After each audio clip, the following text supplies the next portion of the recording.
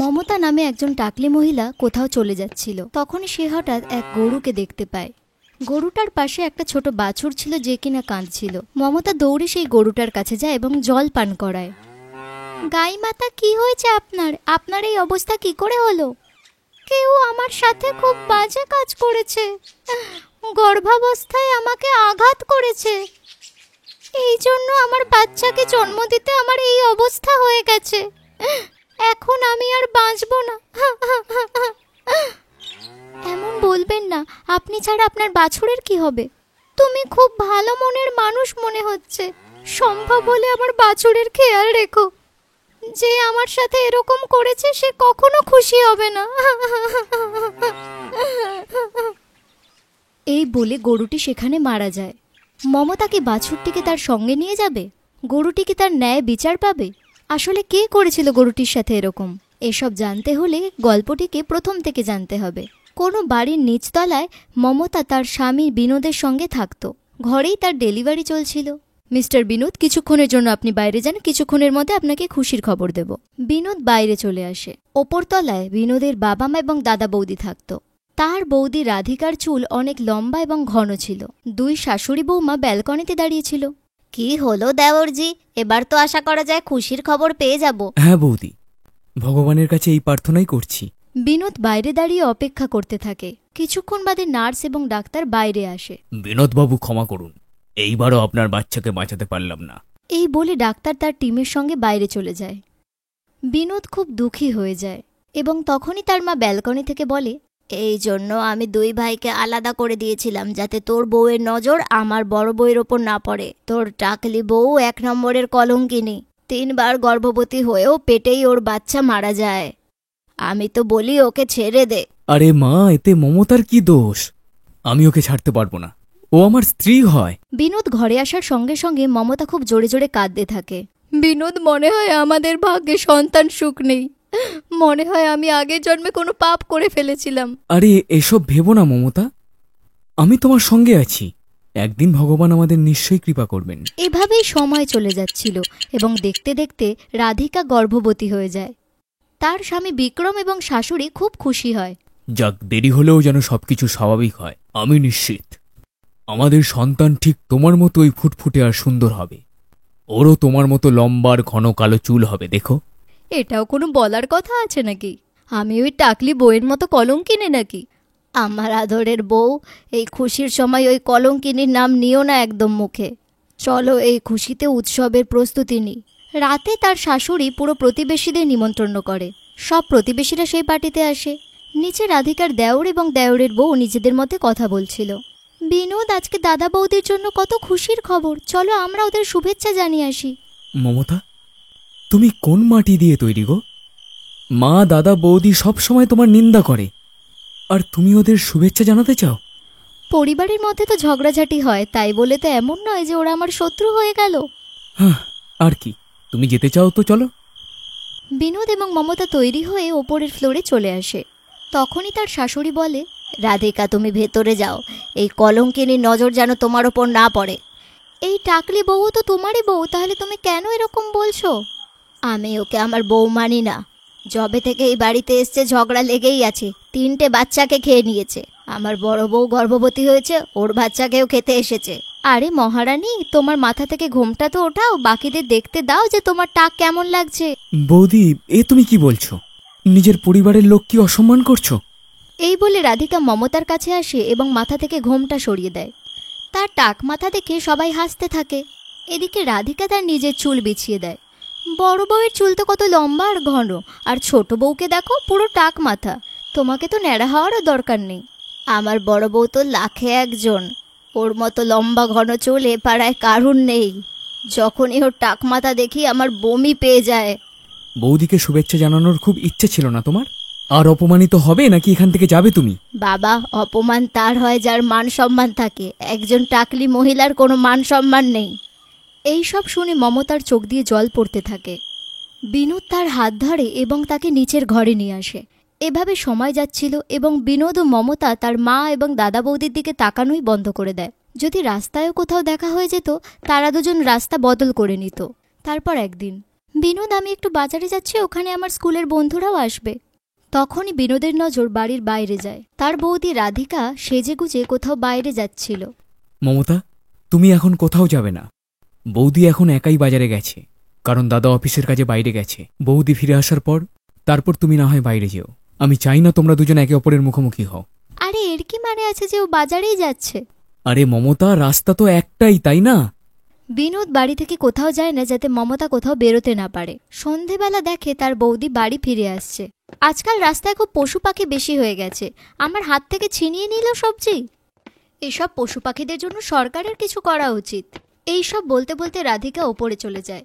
বিনোদের সব দেখে ফেলে এবং দৌড়াতে দৌড়াতে ভেতরে আসে। মমতা, তুমি এখন বাজার যেতে পারো। রাধিকা বৌদি ফিরে এসেছে, আর তুমি চাইলে আমি তোমার সঙ্গে যেতে পারি।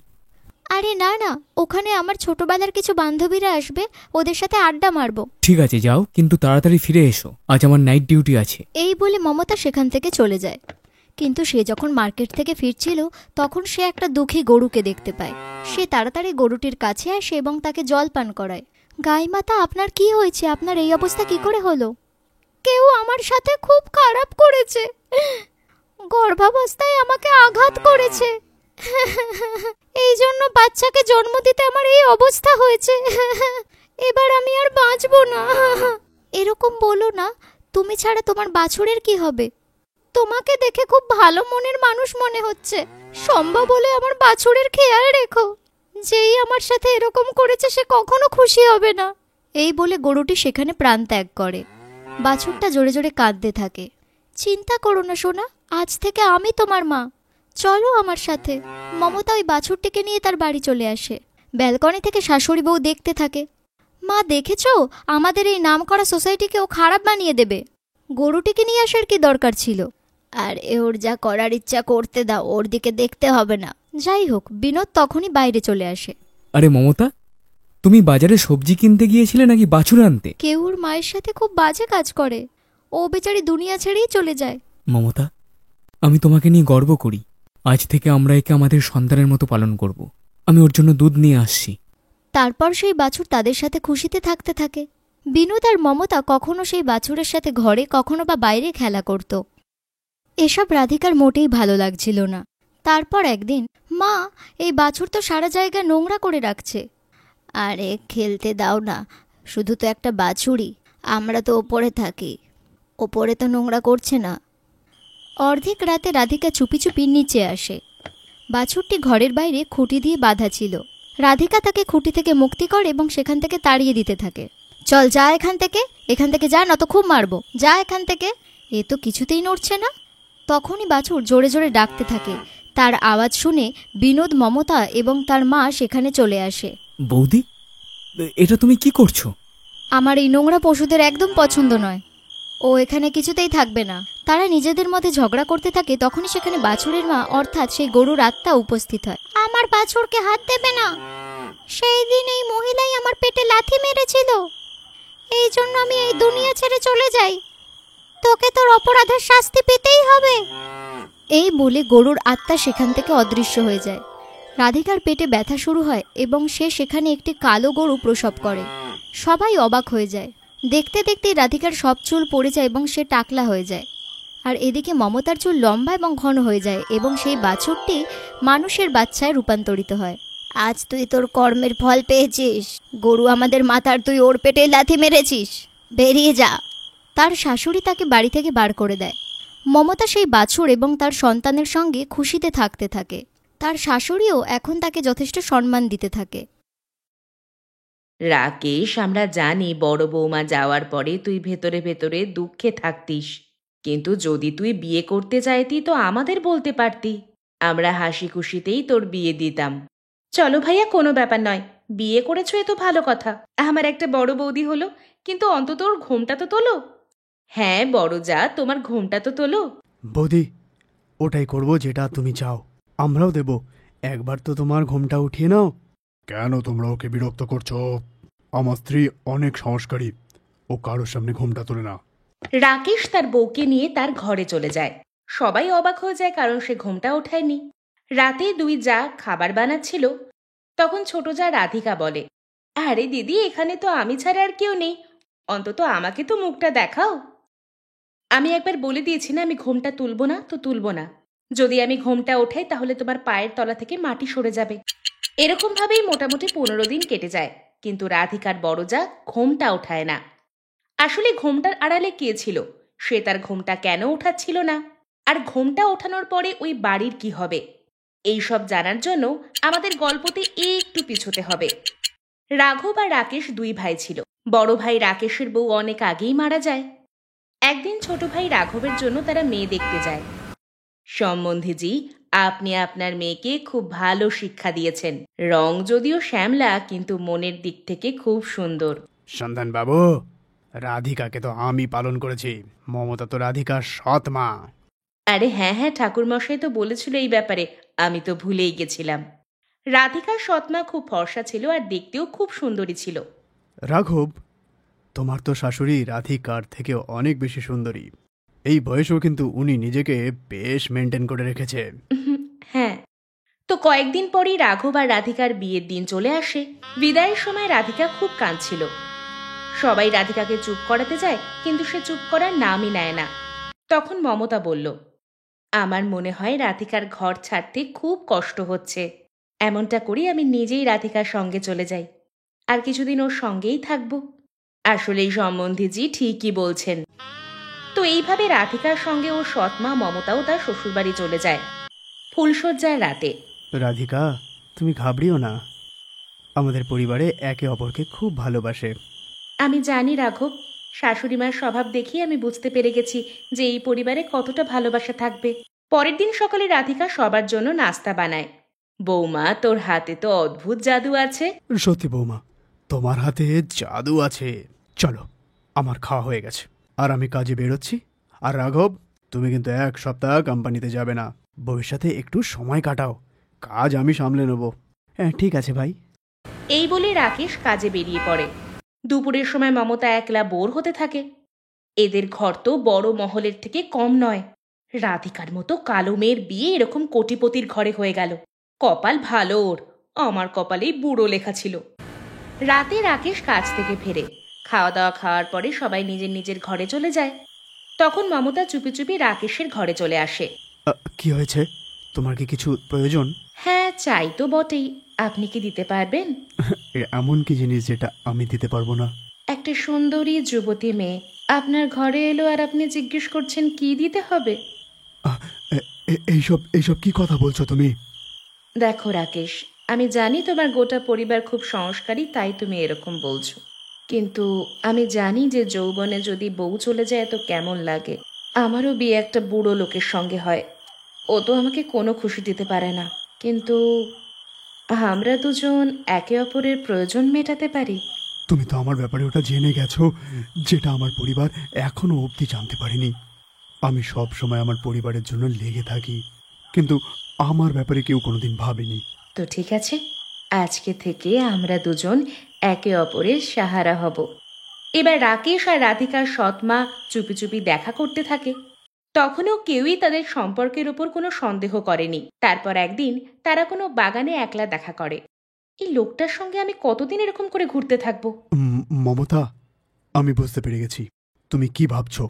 তুমি এটা ভাবছো না যে আমাদের দুজনের এবার বিয়ে করে নেওয়া উচিত? তুমি তো আমার মনের কথা বুঝে নিলে। তো চলো না, আজকেই আমরা মন্দিরে গিয়ে বিয়ে করে নিই। আরে, আমি এই ঘরের বড় ছেলে। যদি আমি তোমার সাথে বিয়ে করে নিই তাহলে দুনিয়া কি বলবে? অন্যদের কথা তো ছাড়ো, রাধিকা আমাদের ব্যাপারে কি না কি ভাববে। রাকেশ, আমরা বিয়ে করে নিচ্ছি, কিন্তু আমি কারোর সামনে ঘোমটা তুলবো না। আমি রাধিকাকে ফোন করে বলে দেবো যে আমি বাড়ি ফিরে গেছি। তো এইভাবে রাকেশ আর মমতা মন্দিরে গিয়ে বিয়ে করে নেয়। বিয়ে করে মমতা যবে থেকে রাধিকার বড় যা হয়ে এসেছে তবে থেকে সে ঘোমটা তোলে না। আর গল্পটা আরও একবার প্রেজেন্ট টাইমে চলে এলো। একদিন যখন মমতা ঘোমটা দিয়ে রান্নাঘরে কিছু করছিল, তখন রাধিকা টেবিল ফ্যান চালিয়ে তার দিকে ঘুরিয়ে দেয়, যার ফলে তার ঘোমটা উঠে যায়। মা, তুমি? শাশুড়ি মা, ননদজি, রাঘব, তাড়াতাড়ি এসো। সব লোকেরা সেখানে জড়ো হয়। আপনি তো ছোট বৌদির মা, ভাইয়া তুমি এর সঙ্গে বিয়ে করলে? সম্বন্ধীজি, আপনি তো আপনার জামাইয়ের বড় ভাইকেই ফাঁসিয়ে নিলেন। আমাদের এই পাড়ায় অনেক সম্মান, সব সম্মান চলে যাবে। যদি মনে হয় তোমাদের এটার জন্য সম্মান চলে যাচ্ছে, তো ঠিক আছে, আমরা দুই ভাই আলাদা হয়ে যাচ্ছি। ভাই, এটা তুমি কি বলছো? এরকমটা আমি স্বপ্নে কোনোদিন এখন অবধি ভাবিনি। আমি জানি তুই এরকম কেন বলছিস। এই কোম্পানির সমস্ত কাজ আমাকেই করতে হয়, এই সংসারের সমস্ত খরচা আমাকেই ওঠাতে হয়। মমতা কালকে ঠিকই বলেছিল, আমার আলাদা হয়ে যাওয়াই উচিত। ওই সন্ধ্যাতেই দুই ভাইয়ের মাঝখানে ভাগ বাটোয়ারা হয়। রাকেশ তার স্ত্রী মমতাকে নিয়ে আলাদা থাকতে শুরু করে। মা আর পায়েল, তোমরা আমাদের সাথে থাকবে। না ভাইয়া, যে মহিলা এত ভালোবাসার পরিবারকে আলাদা করে দেয় তার সঙ্গে আমি থাকতে পারবো না। তোর বোন একদম ঠিক বলছে। ঠিক আছে, আমাদের কোনো পরিবারের প্রয়োজন নেই, আমরা একে অপরের জন্য যথেষ্ট। এবার রাঘব তার কাজ খুব পরিশ্রম আর সৎভাবে করছিল। সে তার আলাদা কোম্পানি খুলল আর কয়েক বছরে তার কোম্পানি খুব গ্রো করল। সেখানে অন্যদিকে রাকেশের ঘরের দিকে কোনো পাড়ার লোকেরা তাকাতও না। একদিন তার বাড়িতে পাড়ার কিছু লোকেরা আসে। আরে রাধিকা বউ, আজকে আমাদের বাচ্চাদের অন্নপ্রাশন, পুরো পরিবারের সঙ্গে তোমাকে আসতে হবে, নিজের শাশুড়ি, ননদ আর স্বামীকে নিয়ে আসবে। তখন সেখানে মমতা আর রাকেশও চলে আসে। এই কালো মহিলাকে আপনারা ডাকলে আপনাদের পুরো পার্টিটাই নষ্ট হয়ে যাবে। আরে রাঘব বেটা, এরা দুজন কে? যাই হোক, আমার কি, সন্ধেবেলা চলে এসো। এই বলে পাড়ার লোকেরা সেখান থেকে চলে যায়। রাতে রাঘব তার পরিবারকে নিয়ে ফাংশনে যায়। এদিকে রাকেশ, এই মহল্লার কি অবস্থা হয়ে গেল। এই মহল্লাতে আমাকে কত সম্মান করতো, আর কোনো সম্মানই নেই আমার। তুমি ফালতু টেনশন নিও না, আমরা দুজন যথেষ্ট। পরের দিন অফিসে। ম্যানেজার স্যার, আগের টেন্ডার তো এখনো কমপ্লিট হয়নি, আর নতুন অর্ডারও এখনো আসেনি। স্যার, যতদিন রাঘব স্যার ছিলেন সবাইকে ভালোভাবে কাজ করিয়ে নিতেন। ওনার যাওয়ার পরে সবাই অলস হয়ে গেছে, আর যখনই নতুন অর্ডার আসছে পুরনো সমস্ত ক্লায়েন্টরা অর্ডার দিতে বারণ করে দিয়েছে। সবাই রাঘব স্যারকে ভরসা করেই সব অর্ডার দিত। যখন সবাই বুঝতে পেরেছে যে আপনারা দুজন আলাদা হয়ে গেছেন আর রাঘব স্যার আলাদা কোম্পানি খুলে নিয়েছে, তখন সবাই আমাদের কোম্পানিটাকে ছেড়ে রাঘব স্যারের কোম্পানিতে অর্ডার দিচ্ছে। রাকেশ রেগে বাড়ি ফিরে আসে। পরের দিন তার জন্মদিন ছিল। ডার্লিং, আজকে তোমার জন্মদিন, আজকে সন্ধ্যায় আমরা বাইরে যাই না সেলিব্রেট করতে? আমি কোথাও যাব না। প্রতি বছর আমার বার্থডেতে 12টার সময় আমার ভাই রাঘব কোনো না কোনো সারপ্রাইজ দিত, পুরো পরিবার এসে উইশ করত। এবার তো আমার জন্মদিনে কেউ উইশ করলো না। আজকে তুমি বুঝতে পারলে না ওরা তোমাকে নয় তোমার পয়সাকে ভালোবাসতো? যাই হোক, ধীরে ধীরে রাত হয়ে যায়, কিন্তু কেউ তাকে উইশ করে না। এখানে আমার দম বন্ধ হয়ে আসছে, চলো কোথাও বাইরে একটা যাই। রাকেশ আর মমতা যেই তৈরি হয়ে বাইরে বেরোয় তো দেখে পুরো পাড়া নতুন বউয়ের মতো সেজেছিল। পুরো পাড়া ঝলমল করছিল আলোতে। সেখানে পুরো পাড়া আর তার পরিবার দাঁড়িয়েছিল। Happy birthday to you, happy birthday to you, happy birthday dear Rakesh ভাইয়া, হ্যাপি বার্থডে টু ইউ। তোমরা এই নাটক বন্ধ করো, দেখানোর কোনো দরকার নেই। তোমার আসপর্দা কি করে হলো আমার পরিবারের সাথে এভাবে কথা বলার? তোমার জন্য আজকে আমি পরিবারের থেকে, পাড়া পশ্চিম থেকে পুরো আলাদা হয়ে গেছি। আমার কোম্পানি ডুবে গেছে, তুমি আমার পরিবারের সাথে কোনো সম্পর্ক রাখতে দাওনি। এসব তুমি কি বলছো রাকেশ? এরা সবাই তোমার শত্রু। আমার স্ত্রী চলে গেছে এইটা তুমি জেনে আমার মাথা ঘুরিয়ে দিয়েছিলে। আমি পাগল হয়ে গেছিলাম। চুপচাপ আমার জীবন থেকে বেরিয়ে যাও। মা, বোন, রাধিকা, সবাই আমাকে মাফ করে দাও। ছেলেকে মায়ের থেকে ক্ষমা চাওয়ার কোনো দরকার নেই। বাচ্চা, তুমি আজকে নিজের ভুল বুঝতে পেরেছ, আমাদের পরিবার আবার একজোট হলো। আমার রাধিকা বৌদিকে বারবার তুমি কালো, অসুন্দর বলতে না, কিন্তু ওর থেকে কালো তো তুমি। আরো কথা শুনবে নাকি এখনই এখান থেকে বেরিয়ে যাবে? রাকেশ মমতাকে ধাক্কা দিয়ে বের করে দেয়। তারপরে পুরো পরিবার মিলে রাকেশের জন্মদিন খুশি খুশি পালন করে। পরিবার আবারও একসাথে হয়ে যায়। রাধিকার বাবাও মমতাকে ডিভোর্স দিয়ে দেয়। এবার রাঘব আর রাকেশের কোম্পানি একসাথে মিলে কাজ করতে থাকে, আর আরো একবার সবাই একসাথে ভালোবেসে থাকতে শুরু করে।